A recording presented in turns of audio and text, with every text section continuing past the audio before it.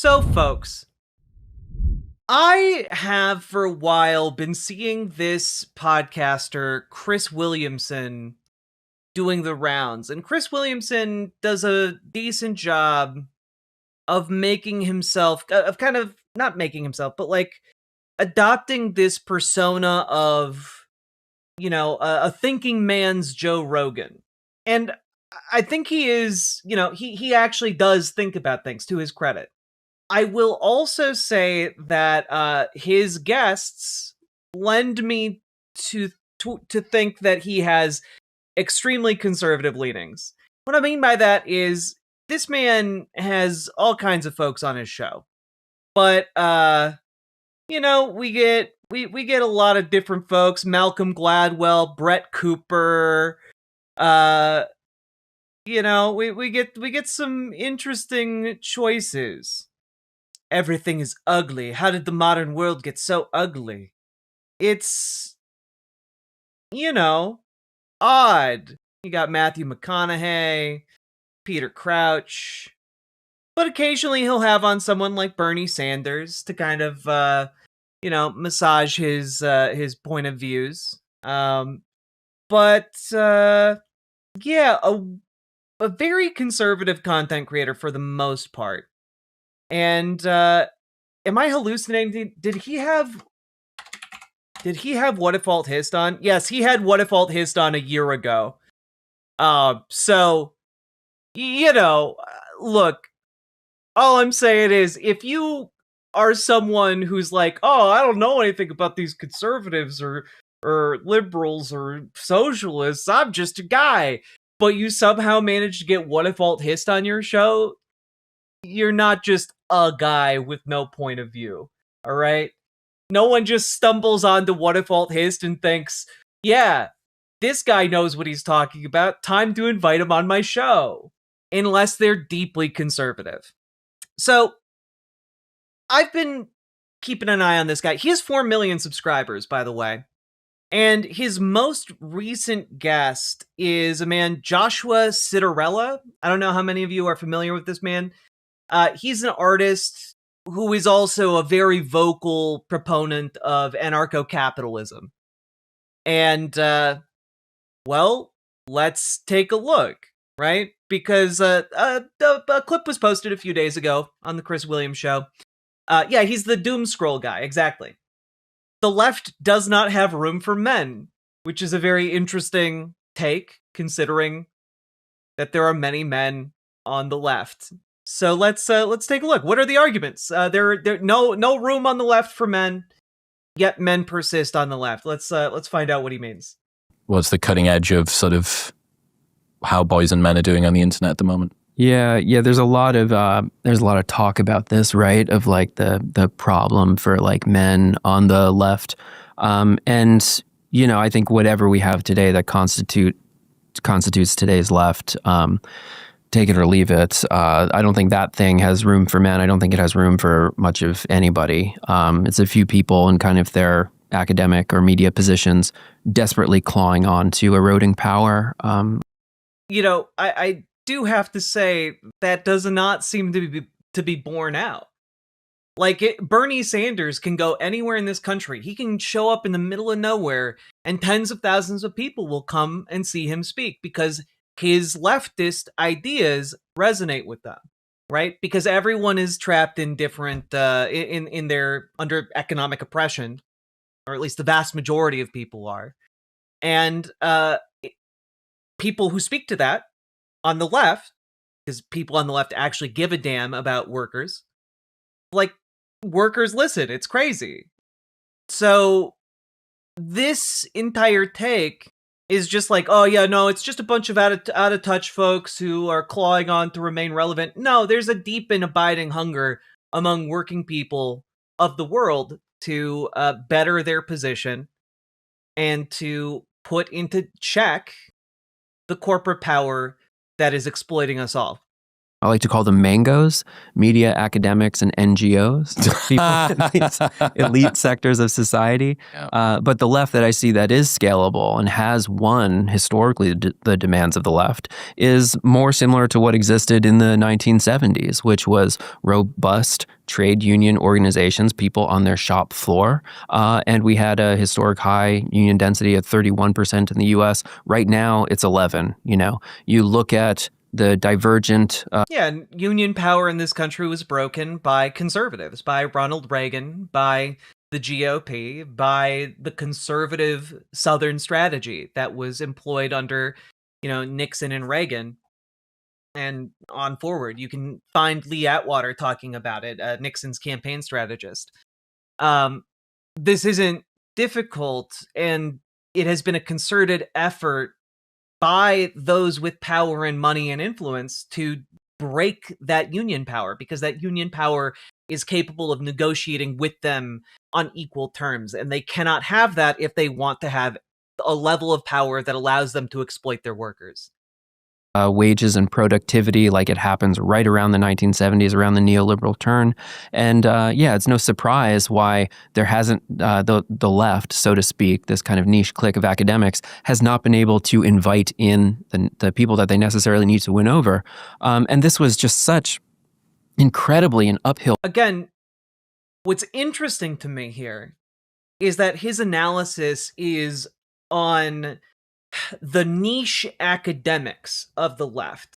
He mentions neoliberalism very briefly, but then he's like, well, it's the niche academics that are really, kneecapping a leftist movement among the working class. But that's not correct, because the neoliberal turn and the neoliberal consolidation of power was not driven by academics. It was driven by capitalists. Neoliberalism is an embracing of all the economic principles that had previously been considered conservative. It is an attempt to find that third way, right? It is you're going to agree to compromise your values and compromise workers' rights in exchange for massive donations from corporations and the wealthiest people on earth, right? Like, that's neoliberalism in a nutshell. And in the view of the neoliberal, like, that is a worthwhile trade-off, because in a sense you get to supercharge the economy, at least for a time, because you are extracting more and more profit out of the labor of workers at the expense of workers. And that profit then goes to the stock market and the stock shares and the investor class. And that in turn leads to line go up in the stock market, right? Because you're allowing these companies to cut costs, again, at the expense of workers. The consolidation and the destruction of the left was enabled by that shift into neoliberalism. Neoliberalism was the poisoned pill that shattered democratic ability to reach working class people. And to say, oh no, it's because of a bunch of niche academics who are out of touch. No, it's not. Also, when talking about the niche neoliberal academics, who do you think funded them and their ideas? Because it wasn't just, the university system, allowing for a free inquiry. No, these people were deliberately backed by the billionaire, millionaire class to come up with a way to justify neoliberal ideas academically, right? This is how that worked. This is how that all functioned, right? And to say, oh, well, it's all these niche academics. Most niche academics aren't like out and out socialists. When he's talking about the academics, he's talking about the ones that enabled neoliberalism. He's deliberately, I would argue, leaving out the economic power dynamics that, again, are inherent to the neoliberal shift, right? Battle for the last few years, but I was writing and interviewing these people, and I talked to people from all across the political spectrum, all different backgrounds, but there are a lot of young men in there, and I would hear, just because I participate in these elite circles, endless kind of casual misandry, and these people's political needs are not important, and it's their turn to take a back seat. And it's like, this is really going to bubble over. This is not good. They are actively, I'm literally interviewing them and watching them move. Like, I've had relationships with these young men over the course of years. I've watched them drift further and further into these other political worldviews. And in some cases, they would try to join left-wing groups and be like, I want to organize in my workplace. I want to learn about this stuff. And they would just be met with like this kind of vicious activist rhetoric that was meant to basically scare them off from joining the meeting or the reading group or the organization, what have you. And so, yeah, against... If you don't think there's room on the left for men, True. go to a DSA meeting. Most meetings I'm at are 60 to 70% men. What they mean is there's no room on the left for misogyny. And that's true. Like, if you go to any left-leaning org, especially DSA, the majority of the people showing up are going to be men. I would argue DSA and leftist orgs in general need to do more to bring in women, considering the demographic spread I typically see at meetings. But also, what you're seeing isn't the left alienating men, it's conservatives deliberately targeting young men with their rhetoric in an effort I thought to... neoliberalism pushed the concept of abundance of the matrix. Sake. But I totally lost my train of thought. Unlike Neo, I got hit by that mind bullet. the odds socially. That was an unpopular opinion, but I think it was right. And Sorry, what was the opinion? Oh, that men are bouncing off because of vicious activist rhetoric. I want to know, like, what is the vicious activist rhetoric? Because conservatives will simultaneously say that men are tougher, they're more logical, they're more, they're more resilient than women. But then we'll also say men are bouncing off of these meetings because people are employing vicious rhetoric. And I just want to know, like, what is it? What is it that folks are looking for here? Because one of the things to understand about, like, organizing a workplace, organizing in solidarity is that, like, yeah, you do need to welcome a bunch of different people in, but it doesn't come at the cost of, like, allowing members of the org to be able to belittle other members. That goes for, like, members towards men. It also goes for members towards women. It also goes towards members who are straight or gay or trans. Like, you have to be able to extend a baseline of respect to the other people you're working with. If you can't do that, like, you need to do some growing, right? And also, perhaps your political opinions should be more durable than people were polite to me. Like, I don't know, I'm a socialist not because people have been polite to me that were socialists, but because I believe it's the right thing.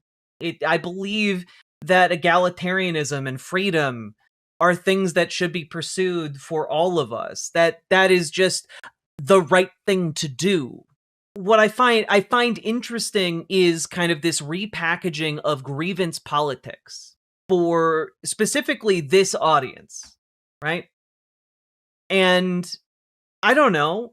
I think we should have a generation of young men, young women, young non-binary folks rising up who believe in things because it's the right thing to do, rather than because people are nice to them about it.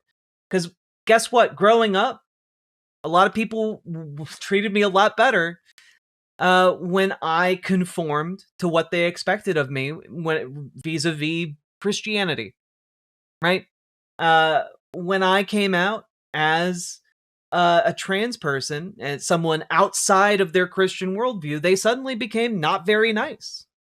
The fact that they were nice to me when I was, presenting as like a cis straight man, that wasn't right for me because it wasn't true. Does that make sense? The true thing should be that which you believe is right and just, right? You should be able to stand for that regardless of who is nice to you. Einstein was mean to me and now I don't believe in gravity. Yeah, exactly. that was meant to basically scare them off from joining the meeting or the reading group or the organization, what have you. And so, yeah, against the odds. I will say one thing, and that is virtue signaling rhetoric to new members can seem overwhelming and off-putting. And seeking to cultivate a more welcoming and open atmosphere where people are free to ask questions without judgment, I think is a good thing that leftist orgs should do. But I don't think it should come at the expense of truth. Socially, that was an unpopular opinion, but I think it was right. And then post 2024 election results, now that has been is the thing that everyone is talking about, how to win these people over.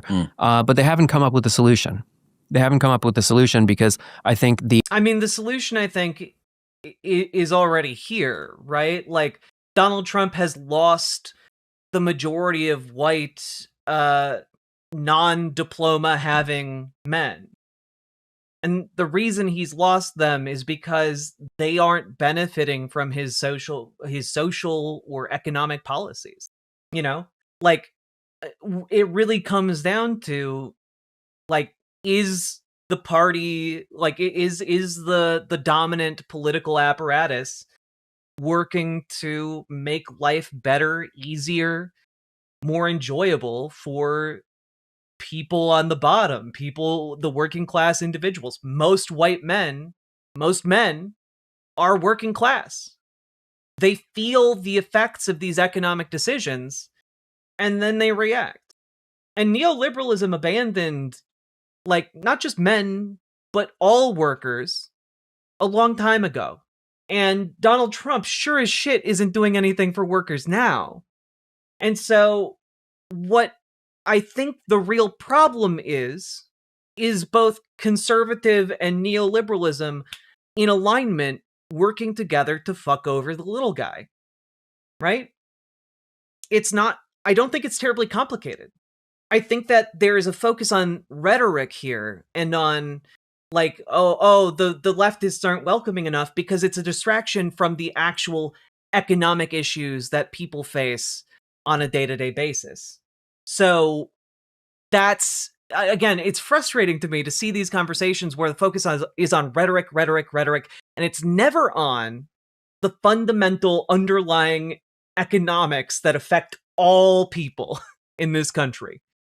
If you want to win over men, and this is the hard truth for the Democratic Party, that we need to go into our local Democratic parties and radicalize them towards this truth, is that we need to embrace pro-working class policy. We cannot be means testing that. We cannot be trying to, like, fine tune it so that, like, oh, well, only certain people get this benefit, and, you know, so we can give just a little bit more to the wealthiest people, or make services so hard to access that people just give up. Like, no, you need actual working class policies, actual policies that are universal, actual policies that tax the wealthiest members of society. We need to be able to see that our tax dollars are building bridges. We need to be able to see that our tax dollars are repairing roads and building streetlights to make the sidewalks safer. We need to see that money going to work in our communities. And in a lot of cases, for far too long in this country, people haven't seen it. And not only have they not seen it, but they have seen steadily laws eroded that are keeping their paychecks safe from their boss screwing them over constantly. Like, Donald Trump passed, and not just Donald Trump, the entire GOP passed a law to give the wealthiest people to ever exist multiple trillions of dollars. Instead of our tax dollars going to improve our local communities, our statewide communities, our national community, instead of that, it's all being sent to the wealthiest people to ever exist. It's not being sent to go pay for your health care. That's for damn sure. It's not being that's not going to trickle down. Are you a yacht builder? Then it's not going to trickle down to you. Sorry. And so, again, what's frustrating, and what I think the Chris Williams show does, and especially what I think this entire mindset does is it shifts the blame from the real problems in our society, the capitalist class, and places it instead on leftist orgs just being too prickly. And I don't know, which is a bigger problem? Billionaires siphoning trillions of dollars out of public tax funds? Or some people being kind of grumpy and cranky? I think I know which one is a bigger problem, but the smoke they're blowing up our asses is trying to convince us otherwise. 1970s, let's say New Deal liberalism in the American model or social democratic organization in the European model, that is very antagonistic to the immense concentration of wealth that we have right now. So yeah, there's few politicians outside of maybe the Sanders, Mamdani variety that are actually going to be able to build together that coalition. We also have, not to belabor this, but we have an economic problem of offshoring the types of jobs that men used to do and the types of jobs that were organizable, where you can organize your shop floor. You can't organize your Slack channel in the same way. Well, wait a minute. Yeah, you can. You just don't use your Slack channel. You know, when people are remote and working for... I mean, like, it's exactly the same thing as needing to organize out, like the people who organize their shop floors weren't necessarily able to approach other people on the shop floor because corporations employed spies, right? Like, in a lot of cases, when corporations were really clamping down on organizing, people had to, like, go outside of the building and organize elsewhere, you know? That was incredibly common. And in a similar vein, you exchange your personal information on Slack, and then you meet outside of work. You talk outside of work. You get on Discord. You get on a thing your corporation doesn't control to have that conversation. You can, in fact, make that happen. From home, and they're doing knowledge work, like moving numbers on an Excel spreadsheet or something. That's a lot more difficult than when people are unloading crates, for example. You know, so there's just types of work that can be organized and can lift the floor of wages, and it can improve people's material well-being. And there's all types of work can organize. Literally all types of work can organize. Other types of jobs that just are not. And so I think there's, you know, you have to kind of approach these things in the long term and sequentially. Otherwise, yeah, I don't think that young men are going to kowtow towards a political coalition that puts their interests at the end of the priorities. Again, who is demanding that men kowtow to, give examples. What do you mean when you say that? How did trying to become hyper-masculine go? You tried to do the physical first. I only got so far. You tried to do the physical first to right-wing pipeline. Tell me about that.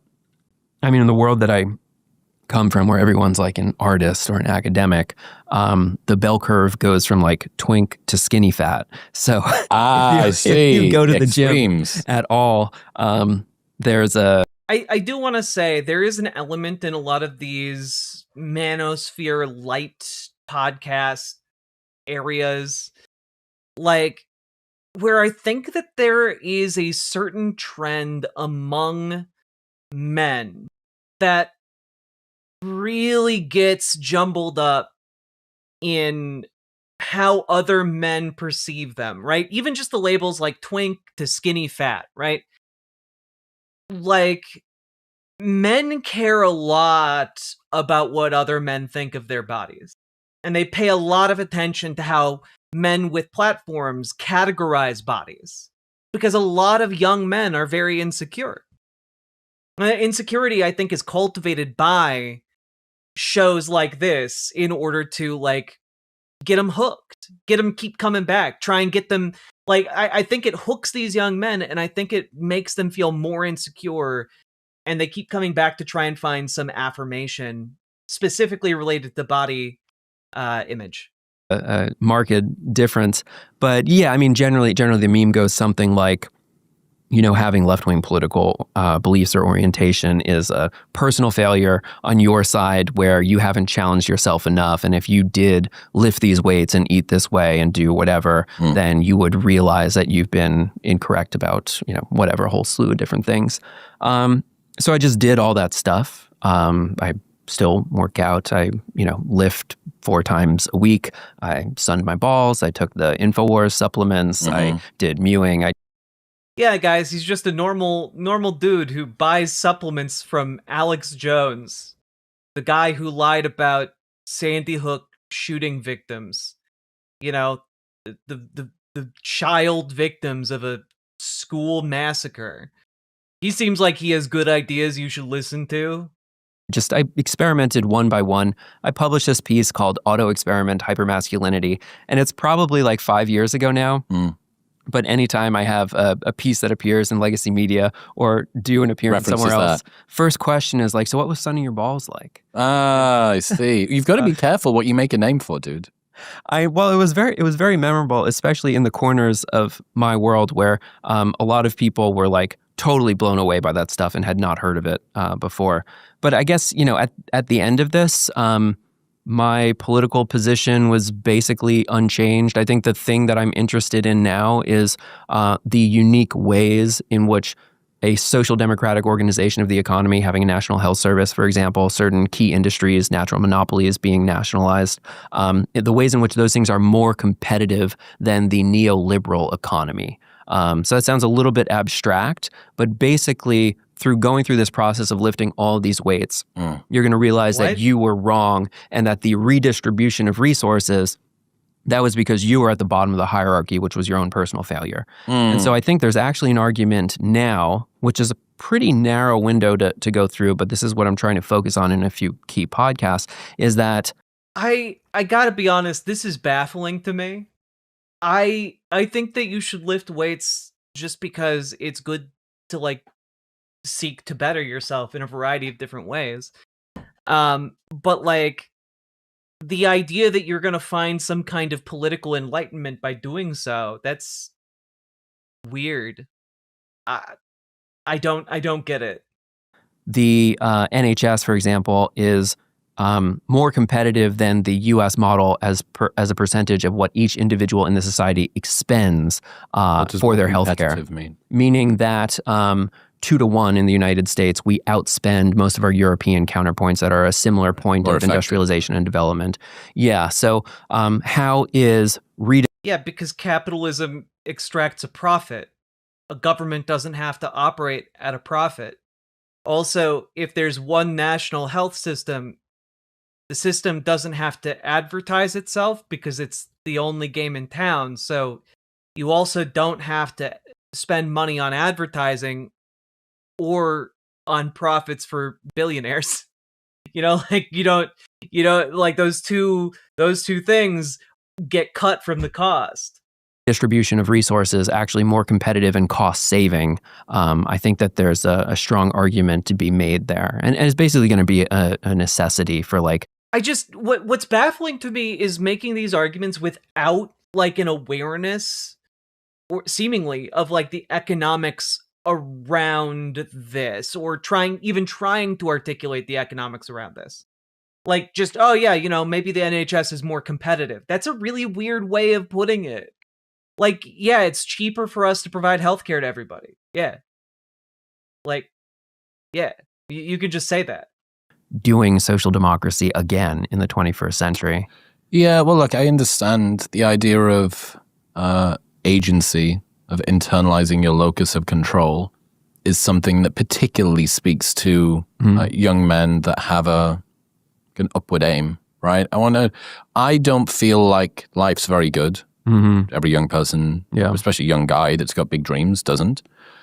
And if the first answer is, unlucky for you, dude, you have no control over that. You're, right.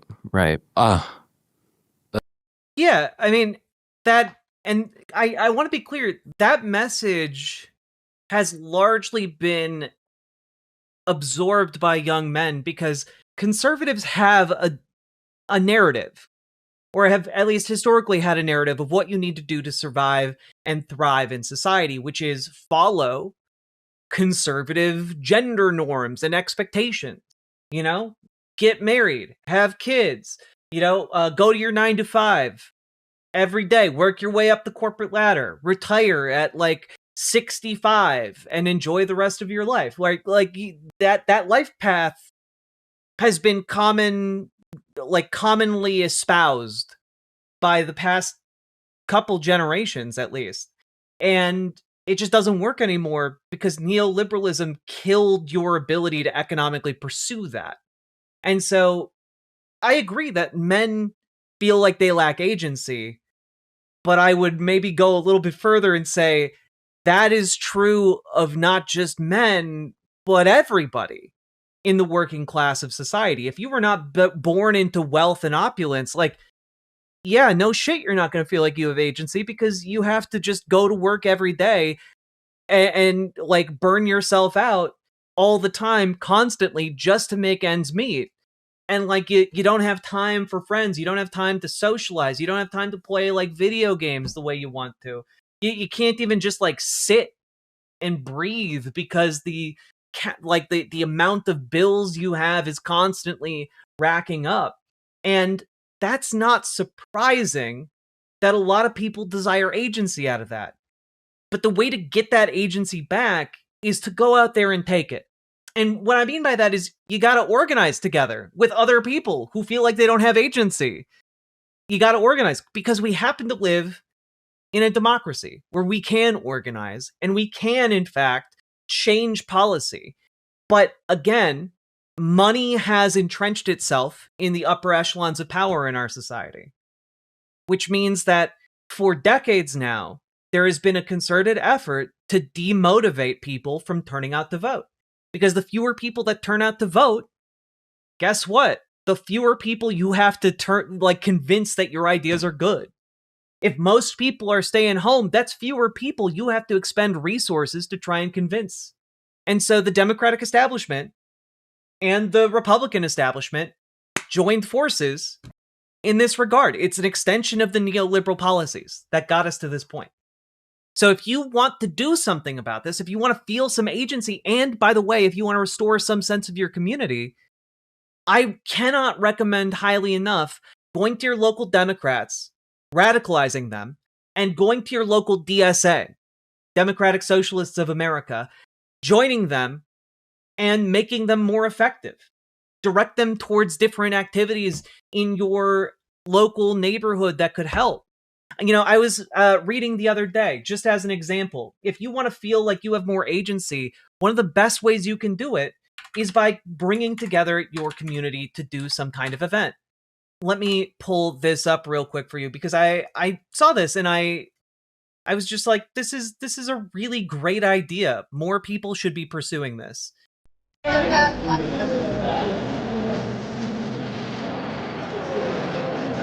These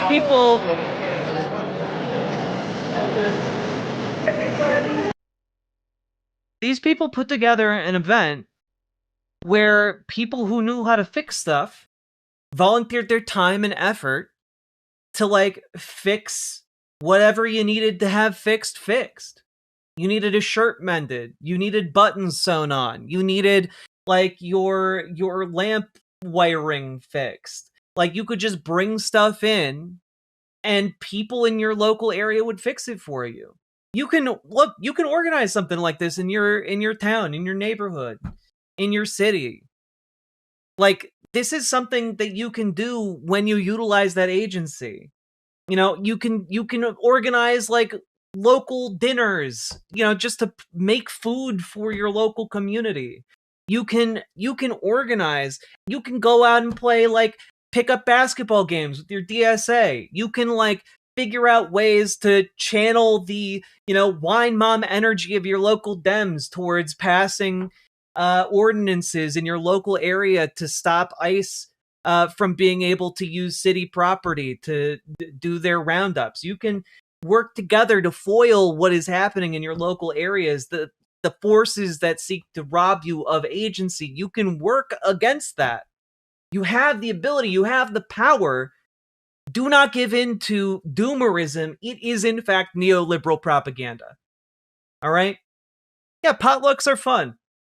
That's how Jordan Peterson got so popular. The simulacra of agency over your personal space becomes a proxy for agency over your life and world.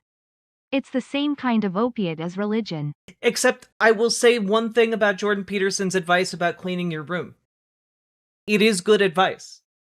Like, cleaning your room and cleaning up your space is one of the first steps towards getting your life a little bit more together and restoring that sense of But agency. have we really tried Monday morning quarterbacking after a bad election hard enough yet?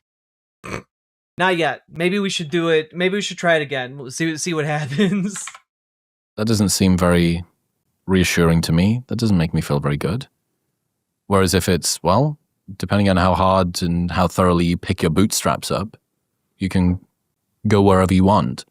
I understand. And again, the whole, well, depending on how hard and how thoroughly you pick your bootstraps up, our system doesn't really allow you to pick up your own bootstraps. The people who succeed in our system do so by luck and circumstance. Genuinely. It's a goddamn lottery. Now, you can do things to try and weight the odds in your favor, but you can be the smartest man alive and still be stuck flipping burgers at a Mickey D's, you know? Some way that would be a significantly more compelling narrative. I think that it makes sense that the other way around would be. Well, it was possible also, right? Like the other thing was off limits in that there was this general erosion of the welfare state, for lack of a better term. And so the only route that you had to improving your stake in the world was by bootstrapping. And so that was often good advice because that was the only... No, it's not. Bootstrapping isn't good advice. It's the phrase "pull yourself up by your own bootstraps" is literally made to mock the idea that one can pull up. Again, the idea would be like, oh, lift yourself up in the air by pulling on your socks. Can you do that? Chris Williamson, can you pull on your socks and just pull yourself off the ground? No! That's not how that works. Only possible advice that you could implement. But I think what is really interesting, and this was what I wrote in a project in the physics textbook that originated the phrase put it as an impossible hypothetical. Indeed.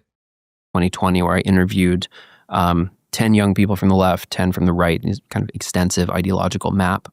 But they had shifted in their political orientation, their economic policies from libertarianism to populism. So when the right is saying that the market organization of society's resources is too asymmetrical, there's too much inequality, that's a pretty big sign that like something is going on. Yeah, so I guess when you're doing this kind of work, you're kind of searching for these weak signals that you think are going to be important, having a little bit of foresight about what will, in a few years from now be proportionally much, much larger. That was one of those, I think, really, good That's predictions. fascinating. Yeah, you're like a bleeding edge cultural qualitative Nate Silver. Comparing someone to Nate Silver in 2025 is such a backhanded compliment that I genuinely now I don't know. Is Chris Williamson a conservative? It's such a backhanded compliment. I cannot believe it. Has anyone checked in with Nate Silver recently? Because like that man jumped the shark and just went off the edge of the map. You know what I mean? Like, what's the most important trend? We'll piece these things together in this very particular way, and then out pops some prescientness. Before we continue... Nah, I'm good. Wait. I've been drinking AG1 every morning. Okay, it's AG1 Athletic Greens. All right, cool. I was wondering what product he was about to try and sell us. I forgot who is Nate Silver. Nate Silver was a guy known for his electoral maps and predictions, and then he just kind of went crazy. Is his entire existence being erased by a Kalshi ticker? Probably. Oh, does Nate Silver has a gambling addiction? Oh, he's gonna lose everything when CNN fully integrates with Kalshi, isn't he? God. He does not chug the AG1 like Cody Johnson. Johnston. Is it Johnston or Johnson? I forget. Whatever. Go watch some more news show. It's good stuff. I will say this entire segment made me a lot more angry than I thought it would, and it took us a long time to get through. Johnston. There we go. Thank you. Nate Silver thought Eric Adams would be the future of the Democratic Party. Yeah. I don't know. You just have to watch anything Eric Adams has ever done to know that that was not going to be the case. So, folks, all that being said, organize. If you need help organizing, join your local Dems, join your local DSA. We can help you do that. Get in our Discord, reach out to Gamergy for help with your local DSA, reach out to Dragonfly for help with your local Dems. Let's radicalize your Dems, make your local DSA more effective. Let's pull Zoran Mamdani everywhere in every corner of this nation. We have the ability, we have the power. All we need is your help. So let's make it happen. And also and leave a comment. And the comments are really important, so leave a comment, please. Thank you. And also, check out ImogeneOlivia.com. Gender euphoric lingerie designed from the ground up for trans femmes.